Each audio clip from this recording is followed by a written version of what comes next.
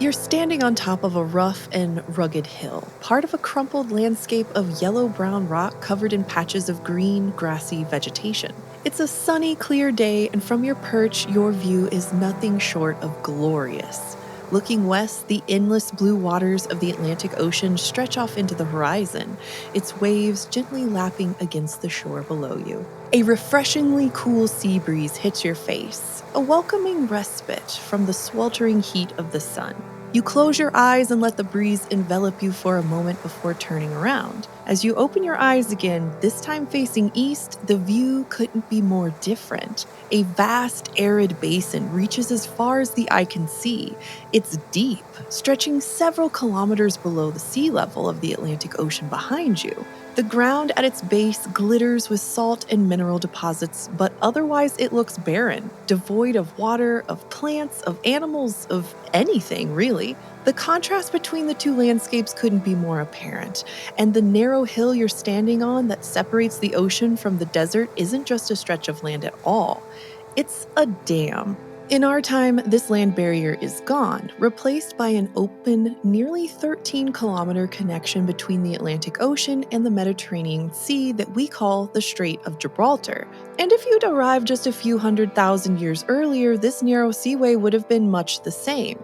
But during the time you're in now, about 5.6 million years ago in the Late Miocene Epoch, tectonic forces have uplifted the Earth's crust enough to form this seemingly impenetrable geological barrier. And even though it has only been in place for a very short time, its effects have been massive. The deep basin to your east is all that is left of this part of the Mediterranean Sea, replacing what was once a thriving marine ecosystem, and one day will be again. But for now, it's your new landlocked home. You carefully descend from your hill and then into the basin, slowly navigating the steep slope of this natural dam into the deep, dried-out remains of the sea below. The farther down you go, the hotter and more exhausting your trek becomes. The Atlantic breeze is now only a distant memory, as is the sight of the deep blue waters and the rhythmic sound of the waves. Here, they've been replaced by gusts of hot, dry air that roll over an endless, salty, desolate landscape that reminds you of an ancient Death Valley. But the evidence of its recent wet and thriving past is all around you. The remains of ancient sea creatures litter the basin floor. Fish bones and seashells, bleached white from years of exposure to the sun, poke out of the ground. When this sea was cut off from the Atlantic, its water was gradually lost to evaporation, and its marine animals were confined to ever shallower and saltier waters until, eventually, they both dried out and died out. You're beginning to feel that you may face the same fate in your attempt to survive here.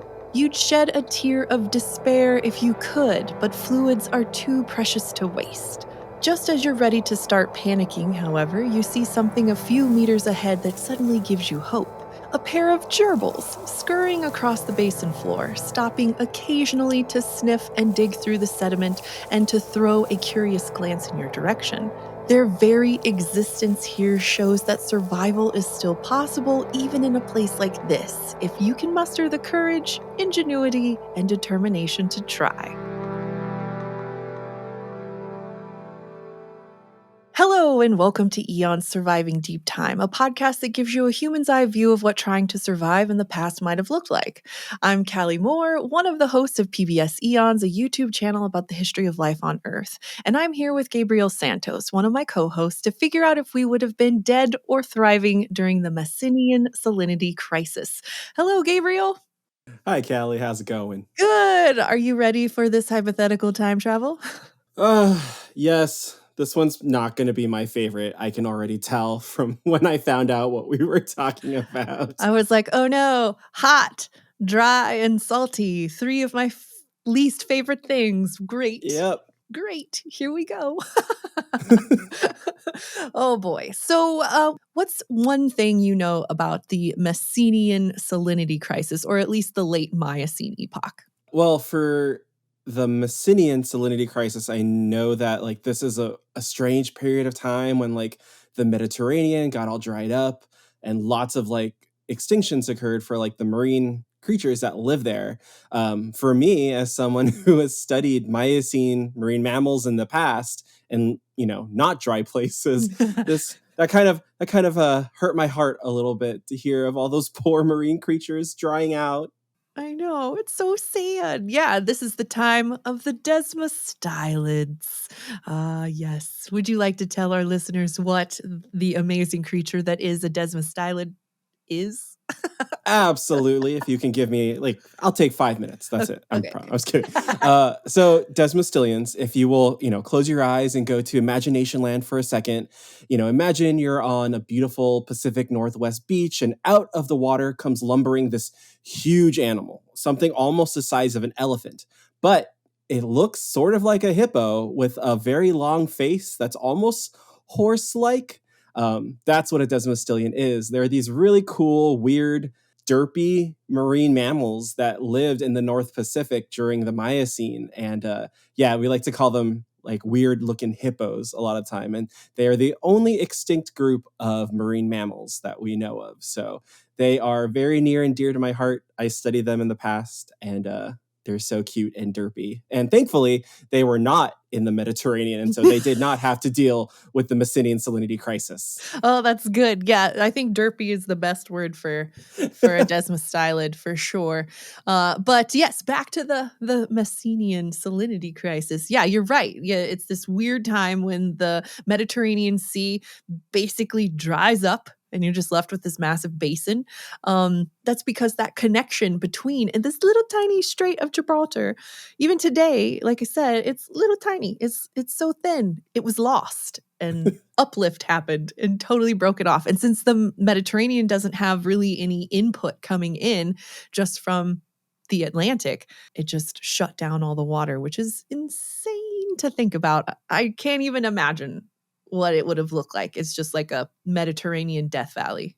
Like for me, this is it's a sad time for sure, but like I think this is one of those cool examples to show just how powerful geology is on like the processes of Earth and things like that. We look at things from a very biological perspective as living creatures, right? Like we think about all the animals, but the surface that we walk on and the water and the ocean and all that, it's all governed by these amazing geological processes that we really can't observe in real time. But something like that, where the Strait of Gibraltar like disappears and then the entire Mediterranean just dries up.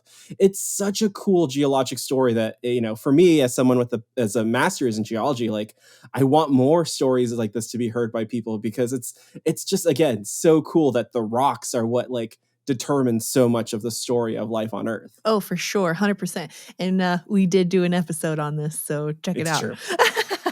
I watched it for preparation. Good for you. Nice. Yeah, and the writers picked a really great time to drop us off because there's been enough time for the old marine ecosystem to almost entirely die out, but it's not enough time for a new, fully arid adapted one to evolve in its place. So instead, we're just going to have this scattering of flora and fauna that are still attempting to figure out how to survive here, like we are going to be doing. They'll probably have a lot better luck than I will, for sure. Man, this will probably be my least favorite of all the times, because I'm just going to be sunburnt.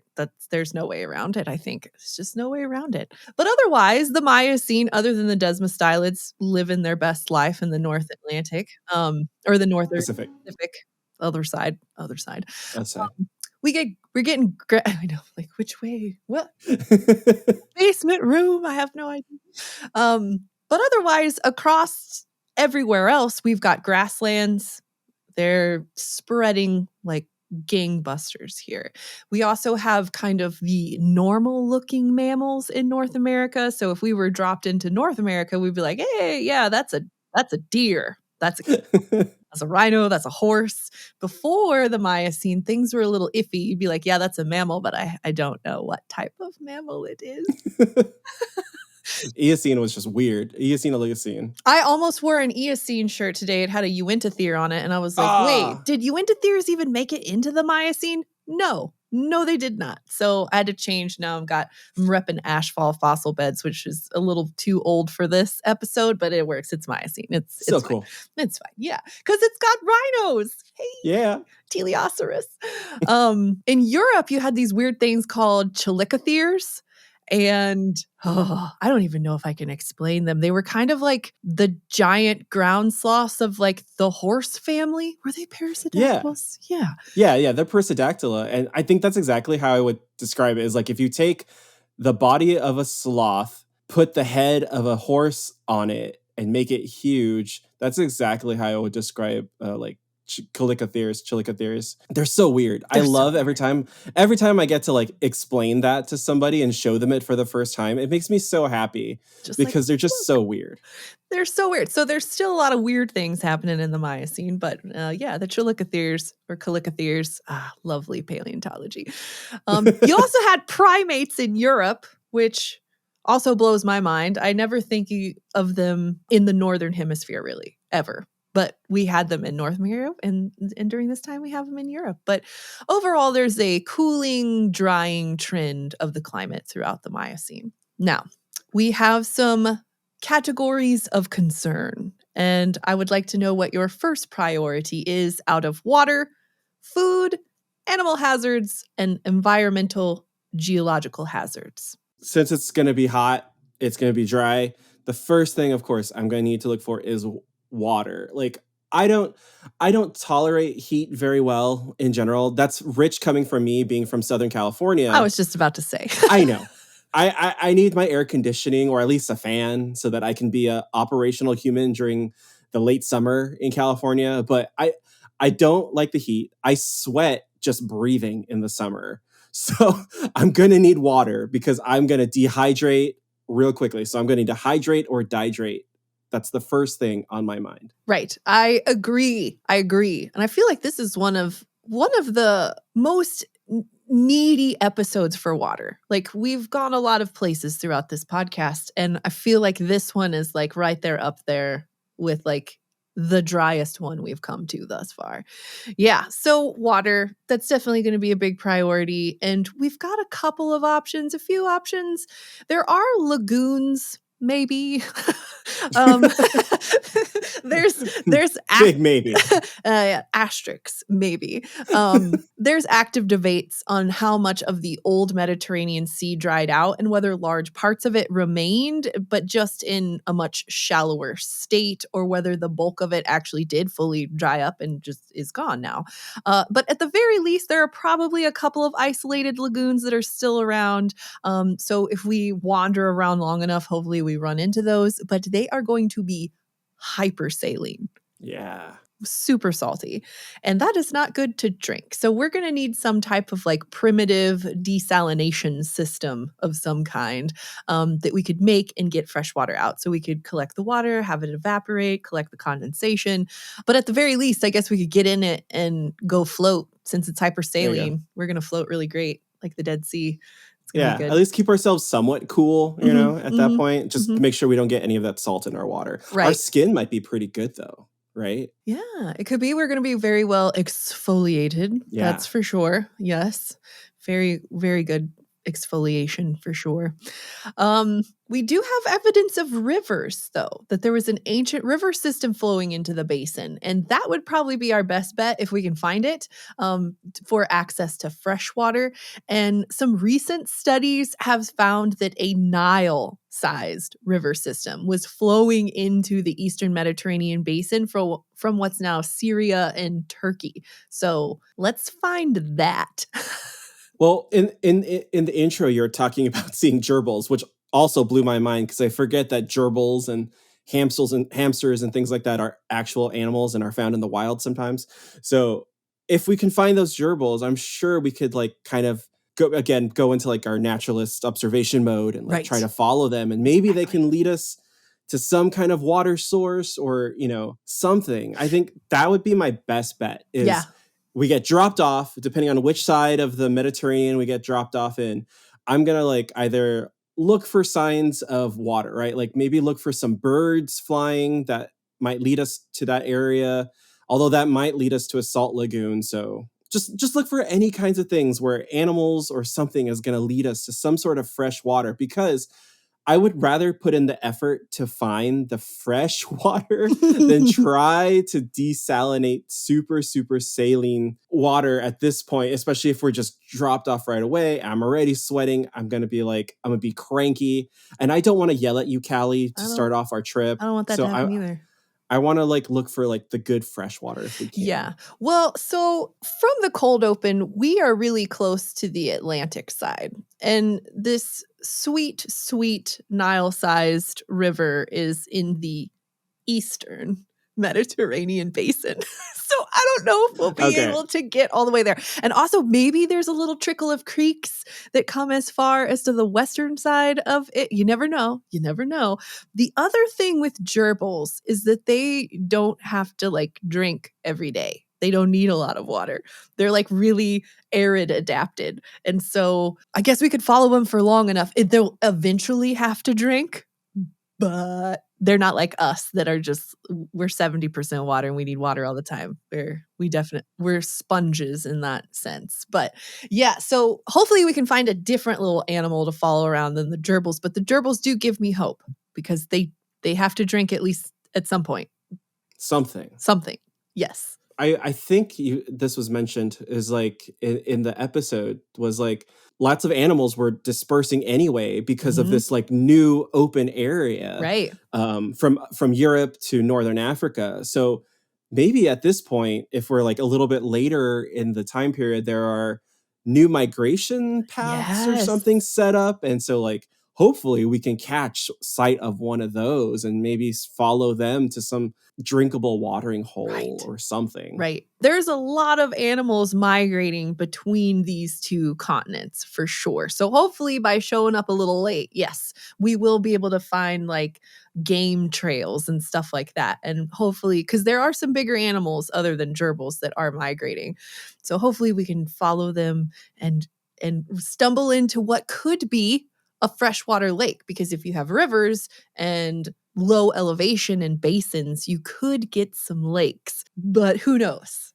Who knows if we'd be able to find one? We're going to have to wander. We're going to have to be smart about our wandering, but it is going to take a little bit of wandering, I think. I will say that if I land in this area and we're wandering, I'm going to go full on Star Wars and just pretend I'm on Tatooine to give me the little bit of fun because it's going to be hot and I'll be thirsty. I'm just going to play I'm Obi-Wan Kenobi wandering the desert of Tatooine at this point. So you'll have to deal with that. That's okay. I'll be Rey looking to salvage something as we go through, picking up a stick here and there and be like, what could we use this for? The moment though I start saying that there are bantha around us, you're gonna have to make sure I get water. Yep. I'm like, oh no, he's hallucinating. We gotta get water into this man ASAP.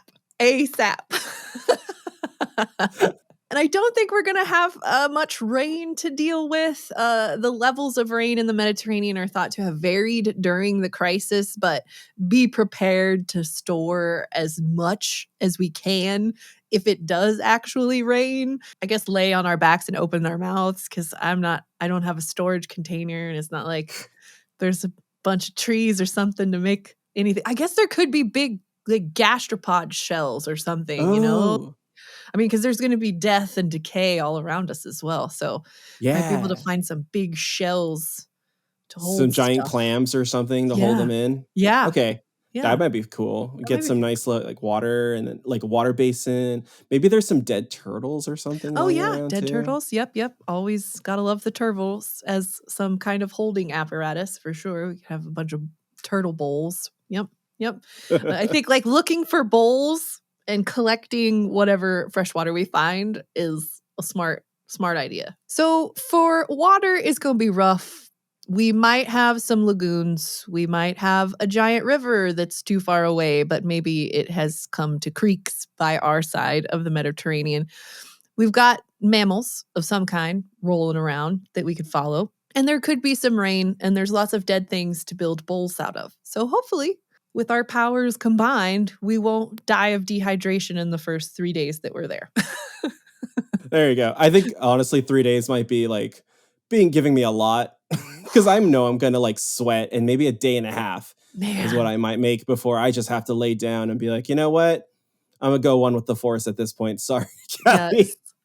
This is gonna be rough because for me, and a lot of the other times that are at least hot, there is some type of shade to be found. This does not feel like there's gonna be any shade. No. No, that's a big worry for me is like just exposure, right? Like because we're in where a sea used to be. There's nothing there. It's just gonna be a deep open basin. We're gonna get hot real fast. We're gonna have to like maybe fashion a hat out of a dead turtle at that point, and then just like figure it out. What are we gonna do? I know. And there's no like mud. It's gonna be all salty. It's gonna dry my skin out so bad that I don't even know if I want to put it on as sunscreen. Like, what's worse, sunburn or just cracked dead skin? I don't know. Oof. I don't know. Your lips are gonna get so chapped. Oh no. It's gonna be bad. Oof. So let's jump into environmental and geological hazards next, because I think the aridity of the situation is definitely number 2 on at least my concerns list after water. Yes.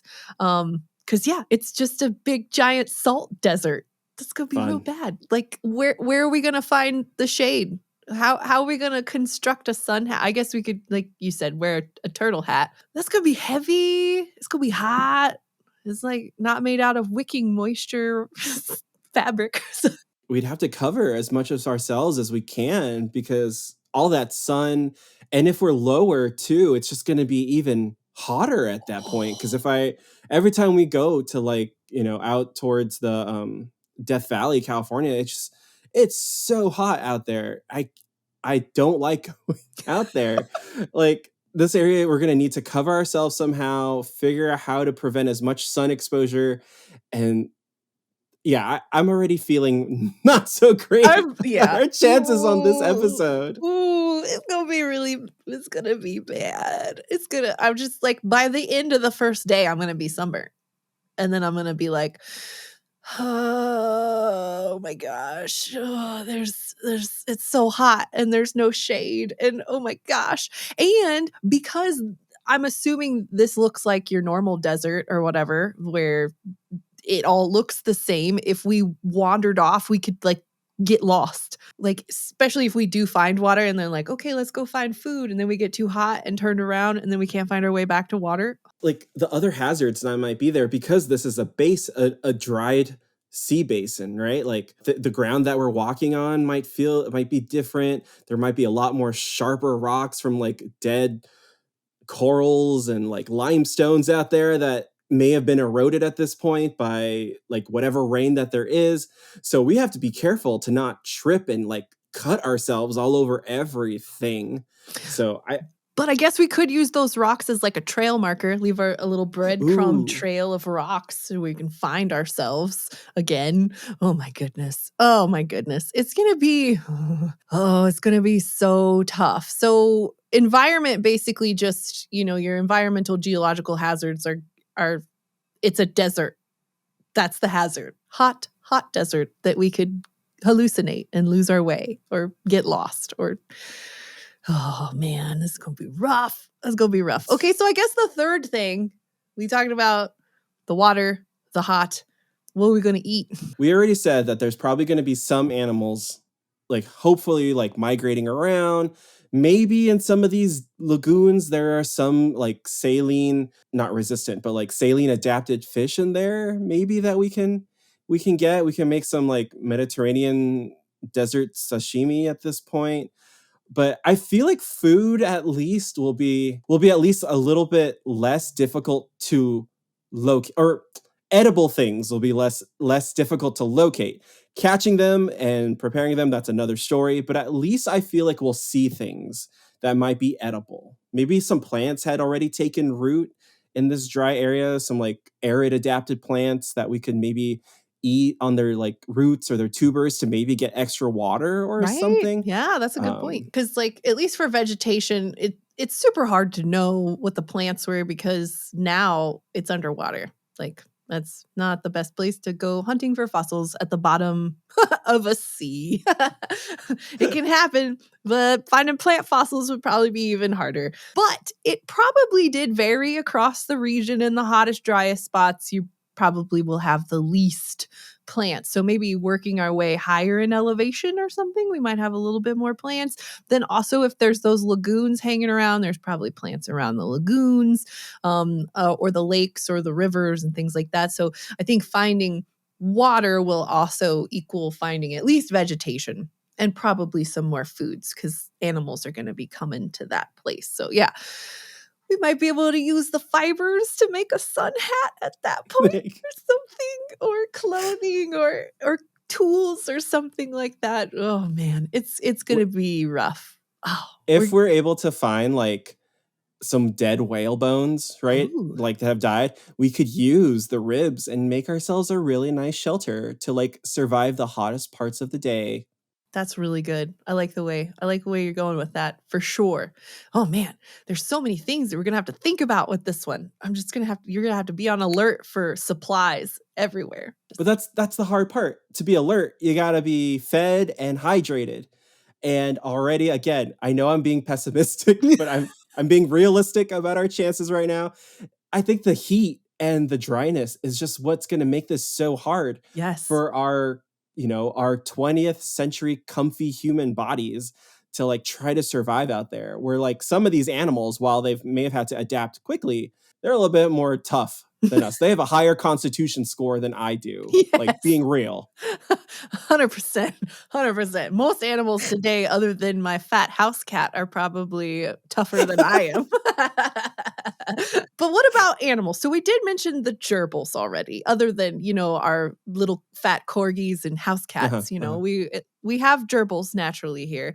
And what's kind of cool, and we've mentioned this a little bit during the podcast, that this big open space that used to be a water barrier is now open land. So there's a lot of things that are moving between these two continents, which is super exciting. And we've seen remains of animals on what were islands once the water came back, that show that animals did get isolated on these little islands, and they would have been isolated during these migration periods. So that's how we know that there's at least animals that could have traversed this. It's because we have their ancestors in places that you wouldn't think of them being there. For sure. And one of the species that we think would have been around and good for us to eat are rabbits. Ooh, Rabbits okay. are around. And we know of at least one species of rabbit that hopped its way from southern Europe into the dried up Mediterranean. And it eventually made its way to the island of Minorca, where it became stranded and eventually evolved into Narajos rex, the rabbit king of Minorca. What? That's its real name? Yes, Narajos rex. I love that. We would not have, I know, anybody that puts rex on the end of anything, that's a win for me. Like Isotellus rex, the giant, yes, the giant trilobite, Narajos rex, the giant rabbit. So it's like 6 times bigger than your normal rabbit. We wouldn't get to see it yet. It's a descendant of these little rabbits. It's in the future. We would just have the little dudes. Still good for some better than rabbit stew, nothing. Yeah. Good for rabbits too, but we can't rely on rabbits alone though. Yeah, so with rabbit starvation and these like other animals that are like super lean protein, you need fat or carbs to have the energy to actually break down that protein. So if you don't have the fat and carbs, you can't break down the protein, so it does you no good to keep eating all these rabbits because you can't break down the protein, and then you become malnourished. We could starve even though we're eating. All right, I've learned so much, and I'm even with learning this much, my feelings on survivability of the Messinian Salinity crisis is still not any better now. I mean, I've got some fat reserves around my midsection, so I can last a little bit with that, but not sure how long I'll be able to just eat a bunch of rabbits. Plus, they're like fast. You have to catch them. Right. I know. We're going to have to be crafty with catching them. I mean, I can't just like run after one. I can't, just like chase them down endurance style. No. Absolutely not. Not in a desert. Now I feel like we're entering Mordor instead of Tatooine, because like we're going to like the rabbits and everything, like Gollum was feeding Sam and Frodo at that point. So oh my goodness. Like if you put Mordor, on Tatooine. That's where we're at right now. Yes. Okay. Convergence of the Sphere is the worst place you could land in all of the multiverses. The is worst place. the Mediterranean during the Messinian Salinity crisis. Who knew? Who knew? The worst place would be right here on Earth. No sci-fi necessary. No fantasy needed. Nope. Just time travel. That's all you need. You just need time travel. So much like the rabbit, we do have species of giant hamster on a different island, Majorca, and it seems to have been descended from regular-sized species from the Iberian Peninsula that wandered over during the MSC, Messinian Salinity crisis. So we would have had little gerbils, or little hamsters, not the big ones, but we would have had the little ones. They might have been a little easier to catch because they're smaller. I don't know about that. I've had a hamster and it escaped, and it took me a while to catch that dang hamster. True. I too. Well, no, I actually had a gerbil. And still, regular sized gerbils are not any easier to catch either. So we're going to have to figure out some kind of trap system for sure. Trap systems. Traps. Yes. Okay. Maybe we could find some dead shark jaws lying around and we can make a really cool, like, rabbit gerbil hamster trap with those. Just corral them in there and build walls high enough that they can't jump over. And then you're like, ha, got you. Gotcha. And if they try to escape, the jaws clash open. And get them. Yep, we can make bear traps with shark jaws somehow. I don't know how that would work, but maybe. I wish I would have taken more like engineering in college at this point. I feel like those skills would have come in real handy at this point for sure. And of course, with all these other animals that we've talked about, the gerbils did end up on the island of Ibiza and became large-sized species of those. But again, we don't get the large ones yet. We just get their tiny little ancestors at this point. I know, we get no... well, there could be some bigger ones in our future, but right now, at least with the small mammals, love it. They're all little guys at this point. We got rabbits, we got gerbils, we got hamsters. And this migration of gerbils from North Africa into Europe during the MSC is one of the most well-known faunal exchanges of all time. And it's known, get this, wait for it, the gerbil event.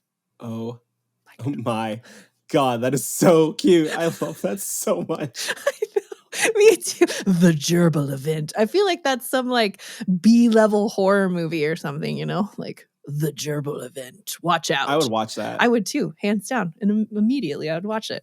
So we've got lots of fossils of these African gerbils that are adapted to arid environments that start showing up in southern Spain and France right around the MSC, and they actually persist into the early Pliocene.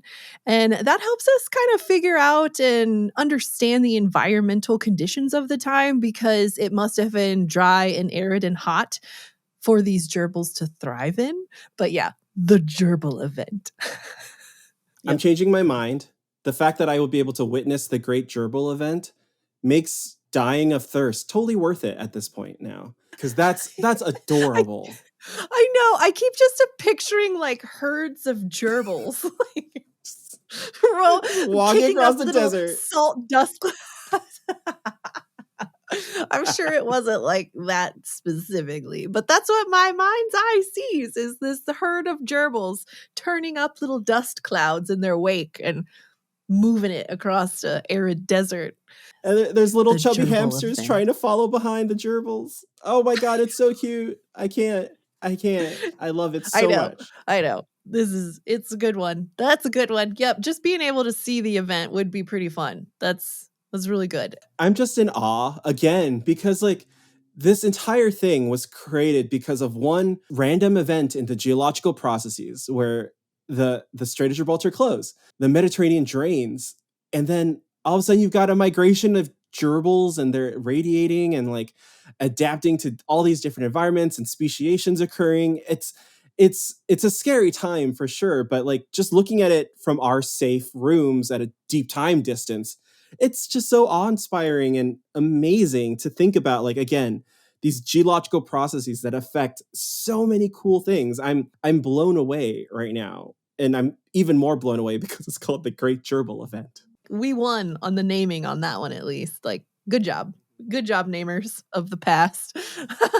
So what about if we get tired of eating little mammals all the time? Do we have any bigger options out there in our Death Valley of the Miocene?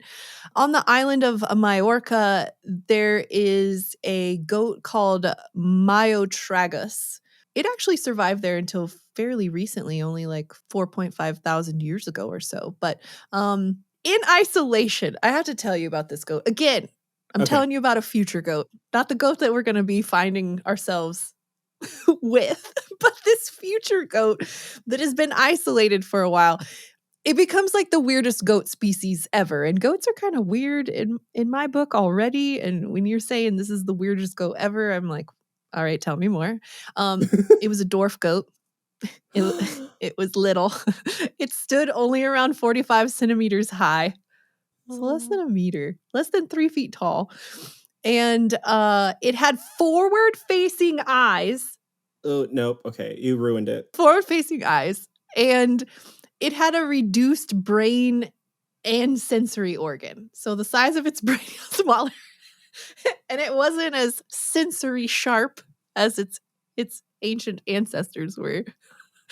These poor and goats. the weird dude, here it comes. Oh, God. It may have been like cold-blooded, like reptiles. What kind of evolution experiment was this? You've got a mammal that made itself less able to survive. It had to soak up the sun, and it had forward-facing eyes. What evolutionary pressures led to this? I am so intrigued right now. I'm assuming no predators, but like, what did they become the predator to have? Like, you think of predatory animals as having the forward-facing eyes, and then the prey animals having the side eyes, so it can kind of see behind them, you know. But it ain't got no predators, so I guess you don't need side eyes, and so now you have like vision, bifocal vision. Again, we would have been eating the pre-isolation ancestors of these weird goats, so they would have been like normal goats, I guess. So just a normal goat. We're gonna probably get kicked. We'll probably get butted, but at least it'll be more food than a gerbil or a hamster. But also, if we had the time, we could collect a few of these goats and we can get goat milk out of them, right? I would assume so. So that could add in our survival if we like create our little MSC goat farm in the middle of this dried Mediterranean. We could increase our chances by collecting a few of these pre-mutant goats and giving them, like, letting them work for us. Yes, 100%. I love goat cheese. I don't know why I like always forget that like it's a mammal. It has milk. And that's our fat, so we don't get rabbit starvation. There we go. We can make a nice creamy goat milk rabbit stew. It's looking up. It's looking up. Mm-hmm. It's looking up. I'm feeling better now that you've mentioned these goats. Day. I do too. I feel a lot better. But what I don't feel better about is the macaques. So I'm not a huge fan of monkeys. They kind of creep me out, and they're too smart for their own good, I think, personally. But we see macaque monkeys appear in the European fossil record for the first time during the MSC. So that's another example of a migration between Africa to Europe during this time. And so we might have to worry about like monkeys raiding our MSC goat farm. No, I'm not going Planet of the Apes on this. I can't deal with the movies already because like you, the apes are too uncanny valley and too close to what we look like that they freak me out.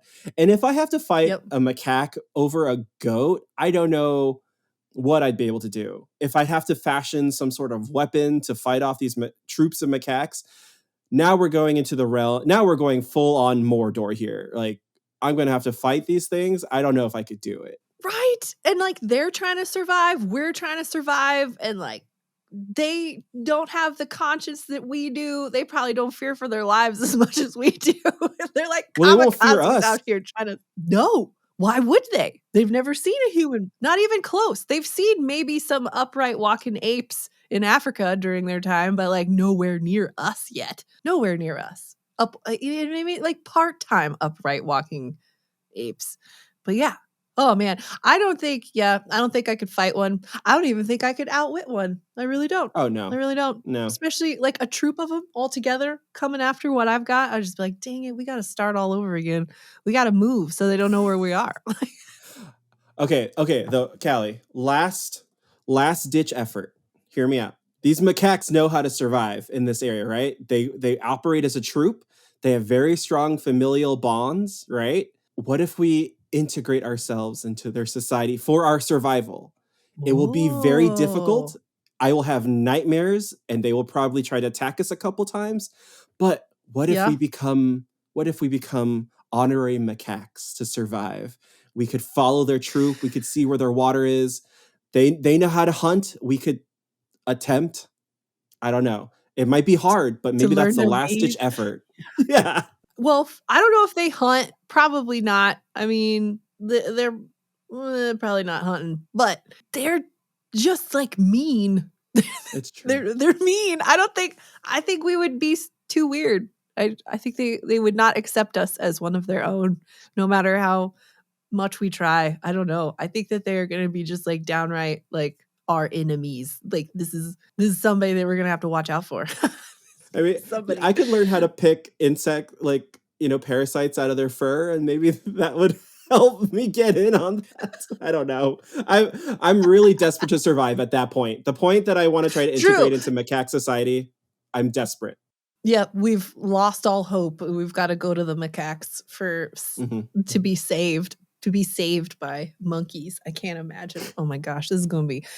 Uh, you mentioned fish already. Once we get out of the macaque gangs, oh man, the roving troops of macaques messing with us all the time.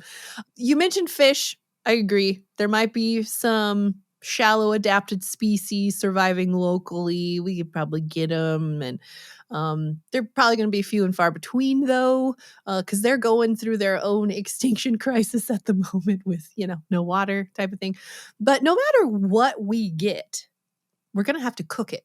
And since we've already talked about vegetation being spotty, it might be tough to find enough vegetation to use as fuel to even cook anything or even keep it burning for a while. We might have enough to make like a gerbil kebab or something, but like cooking a goat might be a little bit more difficult.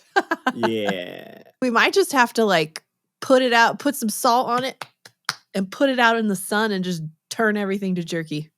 That's what I was gonna say. It's just like, you know what? The sun sucks, but at this point, we are gonna use that sun to our advantage. We'll make some fish jerky, some goat jerky, some gerbil jerky. That might help us last a little bit longer, because it's like the problem is we're gonna lose a lot of that water that we would that liquid Mhm. that we could use out of that food. We're gonna lose it. So we're gonna have to make sure it all comes back to the water. We're going to need to get our water from somewhere. And we'd also have to fight off the troops of macaques from getting our jerky. God, it's going to be a nonstop battle against the macaques, man. No. Every other trip through time we've had, there's always been a glimmer of hope for me. This is the first time in our trips through time that I'm like, I don't know if I actually want to do this. I don't know either. I mean, the goat was that shining glimmer, and then we got to the macaques, and I'm like, God, man, this is not getting easier as we go through this. I feel like it's getting harder to get through this now. But luckily, I mean, we do got a lot of salt, though. Salt is everywhere. Salt is in abundance. There's the Mediterranean salt giant. And no, it's not like the Jolly Green Giant or something like that. No, it's a giant layer of salt deposits in the Mediterranean that gets up to 3 kilometers thick. That's almost 2 miles thick. So we got plenty of salt. We got more salt than we know what to do with. We're going to be Salt So at Bay least we at that get point. Just like, you know how many times we're gonna make that motion during this whole thing? Like, I can't even imagine how much Salt Bay is gonna happen in our hypothetical time travel. Like, hey, Gabe, Salt Bay. I like twinsies. Twinsies. Oh my gosh. Yep. That's going to be the meme of our experience for sure. That's going to sum it up real great. So anyways, this salt giant came from all of the water that evaporated. So the water evaporated and it left the salt. And so we got a lot of salt. So we can preserve meat with it. We can make our gerbils taste better. We could replenish a little bit of that sodium from losing so much sweat. So part of rehydrating you is replenishing your salts and your electrolytes. So at least we got that going for us. I will think though we'd have to be a little bit careful about what we pick up though, because salt wouldn't be the only thing that would crystallize as this water dehydrates, right? There's like, I'm thinking back to my geology classes. There's like anhydrites and like calcites and stuff that will crystallize out of that. So we'd also probably have to like lick a couple of things quickly just to make sure. Is this gypsum or is this salt? Can I make a plaster with it or can I eat it? Oh man. Yes, you are right. There is a lot of other evaporites out there that could not be salt. So we'll have to do a little taste test on our salt deposits. Hopefully we just find big chunks of salt crystals, that would make it easy. So for foods, we do have a lot of options. They're not great options and they're mostly pretty small, the ancestors of things that would become way bigger later on. So we got like rabbits, we got the hamsters, we got gerbils, we got the ancestor of the weirdest looking goat that has ever evolved on our planet that we know of. We're going to have to deal with macaques the whole time. Maybe some rare fish. Cooking is going to be an issue. So I think we're just going to have to dry all that out. We're going to have to make jerky. But speaking of animals, there could be some animal hazards too. So while our prey species are small and fairly unhazardous, we do have probably a couple of animal threats here. The ecosystem isn't established enough or complex enough to really have like the contingent of resident big predators at the top of the food chain as well. But like their prey is venturing into this vast desert. So I'm sure a couple of them would be like, why don't we just follow them? See if we can catch one, So we do have the possibility of an encounter with the occasional big African or European predator that is, wandered into the Mediterranean basin here. We're not 100% sure on any of these, but there's some ichnofossils, so some trackways in southeastern Spain from a jackal-like predator. So we might run into some jackals as they're coming across. We also have Eucyon, which is a canid, a dog. In Iberia, we have some examples of that in Iberia. There was also Adcrocuta. It's a hyenid. So it was coming up from Africa and it was a bone eater. So don't get bit by one of those. And then there are snakes. Nope. And I almost guarantee we will run into them. There is a lot of evidence that snakes went through a massive radiation after the MSC, and that was due to their ancestors coming up into new areas. And they're like arid specialists too. They're reptiles. They like it hot, And so I'm pretty sure we're going to have some snakes to deal with. Good for the snakes. You're going to catch me on the TARDIS. I'm out of here. I'm done. No, thank you. Spiders and snakes, I'm out. The line I will not cross. Snakes. Yeah. How do I call the doctor in to get me out of here? I'm so not doing it. I mean, it's cool. Evolutionary-wise, story-wise, the irradiation of snakes and like they're these opportunistic things, right? Like they see an open niche and they're able to go out and they're survivors. They radiate and adapt. Super cool. I don't want to see that. I'm gonna stick with the gerbils. That's cool to watch. Watching a ton of snakes just radiate out, I'm like, no, thank you. Done.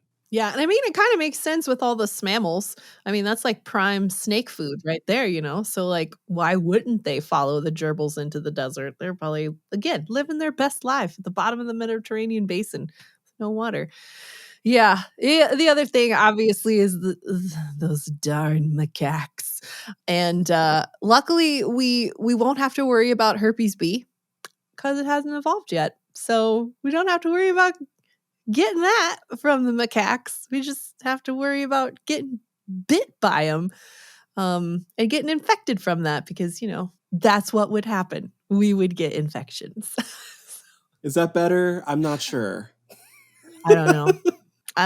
I don't know what I'd want to take on, a jackal, a hyenid, snakes, or a macaque. What if we can get Scion on our side? What if we can domesticate dogs early in history and domesticate the Scion to be our companion and our protector against the hordes of macaques and snakes and other things, and help us chase rabbits and herd our goats in this MSC world?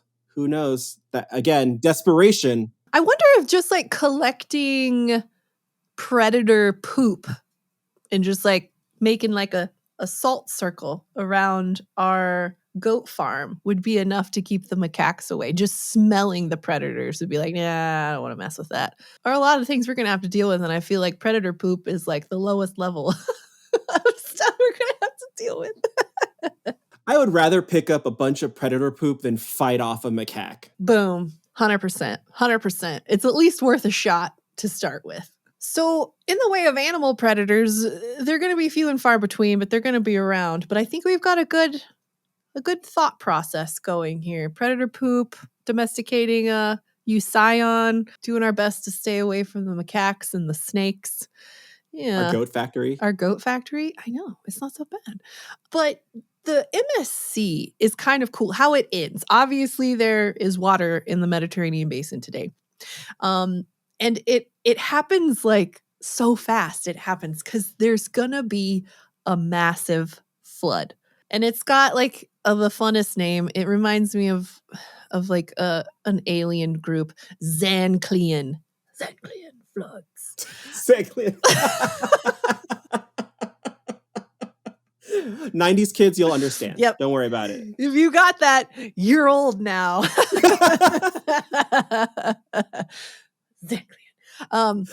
The mega flood. It's a mega flood, and it ends the MSC, and it finally fills up the Mediterranean again, and it reopens the Strait of Gibraltar about 5.33 million years ago. I doubt we're gonna be around by the time this happens, because this is, like 300,000 years into the future. That's gonna be tough for me to make it. Yeah. But it should be pretty awe-inspiring to see it, because it's like the largest ever known mega flood. And it's not like, oh, this took like forever to happen. No. It took only a few months or a few years. Yeah. That's biblical levels of flooding. Yeah. And they think it was more than 10 meters a day of sea level rise at its peak. I would want to watch that, but that's something you watch from a distance. Maybe we'll like park our TARDIS like just high enough to like watch it from the air. Yeah, for sure. Yeah. For sure. And say, good luck, macaques. Yeah, you got yours, man. You got yours. Oh man, the rate of water flow through the strait has been calculated at 3 orders of magnitude greater than the present day flow of the Amazon River. So something like 1,000 times more. Oh my God. That's so much water. That's moving. That's a lot of water. So fast. It didn't, though. We don't think that it started just like one day. It was like boom, like it just like opened the floodgates kind of thing. No pun intended there. But it gradually got like more intense through time as the strait gradually opened up. So it would have started as a trickle, and then it became the catastrophic mega flood flowing in from the Atlantic. Definitely, if we start to all of a sudden like wake up and there's water at our ankles, we need to get to higher ground ASAP. Yeah. ASAP. And then we'll be stranded with our giant weird hamsters and cold-blooded dwarf goats and stuff like that. But our heads will be above water though. See, at that point, though, I'd be okay stranded on like a wonderful Mediterranean island. There's water all around us, beautiful water. It's a little warm, but we can go swimming. We've got our goat farm at that point. I'm okay. That sounds so much better than trying to survive the MSC. No, but we could make it easy on ourselves. We gotta make it a little bit more difficult. That's true. Than just hanging out on an isolated Mediterranean island. I mean, yeah, sign me up. Sign me up. I want to see these weird goats. Like, what does a goat with 4 face and eyes look like? Bizarro. All right, so the MSC does end. We get the biggest mega floods. We've gone through hot and macaques and all sorts of stuff during our hypothetical time travel. So Now that you know a little bit more about the late Miocene, what do you think your chances are of survival? And do you still want to go? No, absolutely not. I don't want to go here. This sucks. Yeah, agreed. I don't think I've really said no at any point in this journey so far, but this one's kind of a hard pass for me. Like I am going to be so sunburnt after this. Like there's just no hope for me. There's no hope. There's no hope. Look, Callie, you and me, we've been to a world with giant insects and arthropods. We didn't, we didn't hesitate. We went to an island of giant flying Hatzec and tiny dinosaurs. We were going to ride those dinosaurs and we were going to have a great time, right? A dry Mediterranean? No, we're going to bypass that, go right to the Zanclean flood and just enjoy our island. Yeah. Because this is not going to be fun. This ain't going to be fun. No, I don't know. No, I don't like it. I don't like it at all. Not at all. So what's the biggest mystery we could solve about the MSC or the late Miocene if we could just go there and see it? It would be cool just to kind of see if it really was like a completely drying out of the Mediterranean, or was it like dry in some areas? Were there lagoons left behind? I think that would give us a lot more information about the area and kind of understand some of these migrations and evolutionary like experiments that were happening at the time. So I think from a completely science perspective, that would be cool to actually understand. Like, was this completely dry? Are we talking Tatooine levels of desert? Or, are there lagoonal settings, things like that? Or are we going to go full Arrakis dune where there's zero moisture at all? Oh, yeah. Yeah, I agree with that. I'm curious how little water there actually was. Like, was it a completely dry basin where there's still little pockets of water here and there? And what lived in those little pockets of water? Because, I mean, everything that was in the Mediterranean was adapted to live in salt water. But, like, how far? How far are you adapted to live in salt water? Can you live in a salty little puddle or not? So I'm very curious about if anything did survive in those little salty puddles. What was it? What thrived in the salty puddles of the MSC? What amazing survivor could do that we could not? We could not. I don't know. Ooh, this is looking pretty bleak for us right now, I have to admit. What's one item you'd want to take there with you? A water desalinator. Good choice. Good choice. 100%. I had that on lock once we started talking. I was like, I already know what I'm bringing to this time. Yeah. Like, water desalinator. I need water. I'm going to be thirsty. I don't want to be cranky. I don't want to yell at Callie. I need water. And me, I'd probably bring like an SPF umbrella. Keep the sun off of me. You need it. I wouldn't want to bring like SPF lotion. I just want to be able to not be in the sun. Yeah. Because like you put like gooey stuff on you and then you're just going to have salt stuck to you the entire time, be all gritty and stingy and gross. Yeah. No, I'll just take an umbrella. You can go full goth in the MSC, right? Oh, I already feel it. I went to Florida like last week and I felt like a vampire. Like I wouldn't even get in direct sunlight. I like was walking up against buildings in the shade and stuff, and, like hissing at the sun. Like, I can't take it. It's too hot. So this is like Florida on steroids for awfulness. So yeah, no, it's gonna be again shade. I'm gonna need shade. But yeah, a water desalinator. Perfect. All right. What's one non-living souvenir you'd want to take back to the present with you?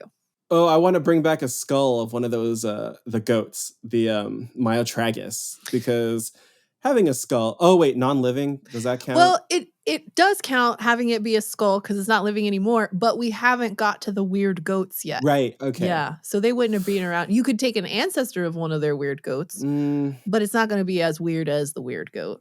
This area, there's very little that I want to try to like look back on fondly. So, I'll just take a cool rock or like a really cool mineral, like one of the evaporites, and just take that and be like, I did it. I didn't like it. I'm good. I'm kidding. Yeah, if we ended up battling a macaque and actually won that battle, I would take it back, the deadness, and show its ancestors, look what I did.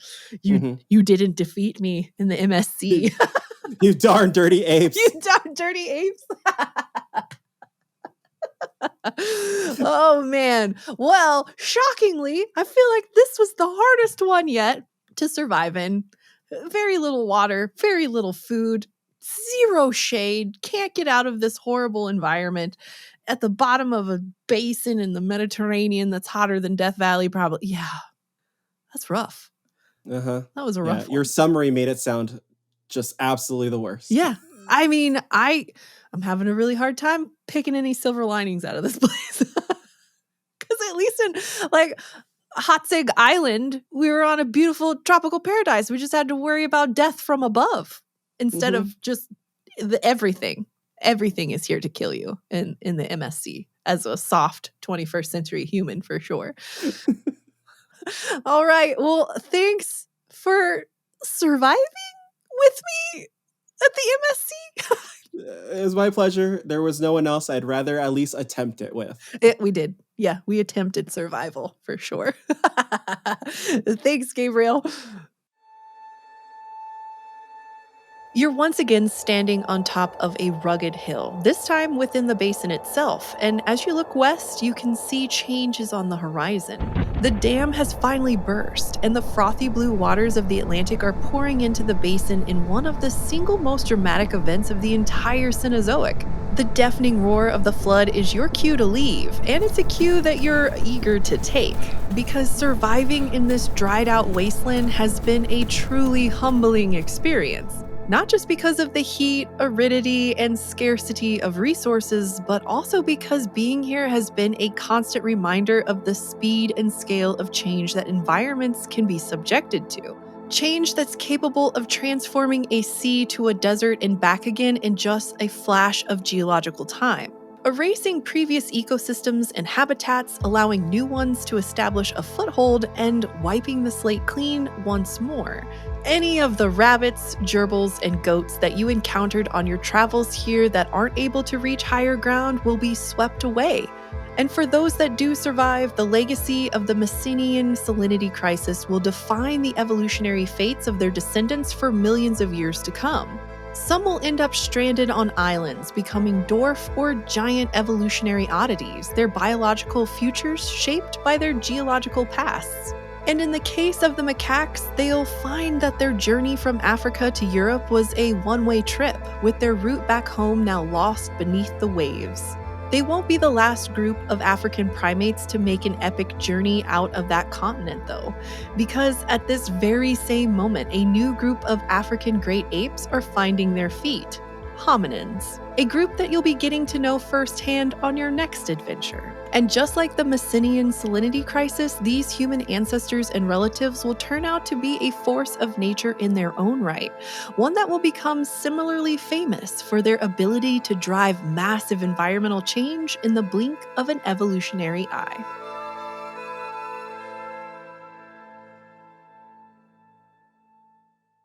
Thanks for joining us on this journey into deep time. Tune in next episode for our trip to an ancient family reunion in the Pleistocene Epoch. And in the meantime, you can find us telling more stories from our planet's past over at youtube.com/eons. This episode was written by Farhan Mehta, fact-checked by me, Callie Moore, and hosted by me and Gabriel Santos. It was edited by Chris Ankiko, and our sound design and mix was by Callie Dishman. The show is produced by Sarah Suda, our script editor is Dr. Paige Madison, and our editorial director is Dr. Darcy Shapiro. Our executive producers are Seth Radley and Hank Green. The executive in charge for PBS is Maribel Lopez, and John Campbell is PBS's Assistant Director of Programming. Eons Surviving Deep Time is a production of Complexly for PBS Digital Studios, and we are distributed by PRX. Until next time, you can always visit us over at youtube.com/eons for more stories from Deep Time.